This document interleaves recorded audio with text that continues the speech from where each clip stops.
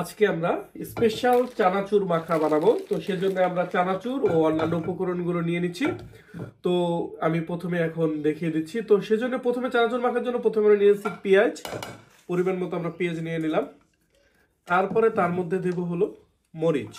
মরিচটা ঝাল আপনার পছন্দ মতো, যার যেরকম পছন্দ মরিচ দিয়ে দেব। এবং তারপরে দিয়ে দিলাম হলো ধনিয়া পাতা।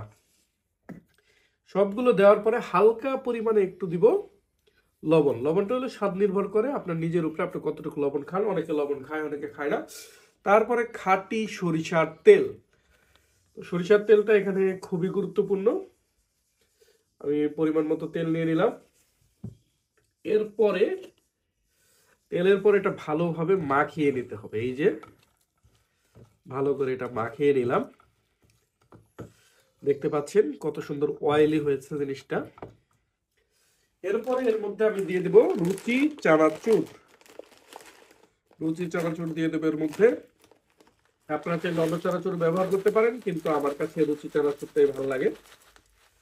এগুলাম রুচি চানাচুর। এরপরে জিনিসটা ভালো করে মাখিয়ে নিতে হবে। তো দেখাই যাচ্ছে জিনিসটা যে মজা হবে। এটার অয়েলিস এবং পারফিউমটা, যে সেন্টটা আসতেছে চানাচুরের, এই যে আপনারা দেখতে পাচ্ছেন।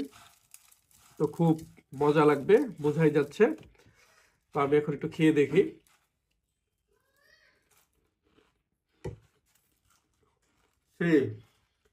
অনেক মজা হয়েছে।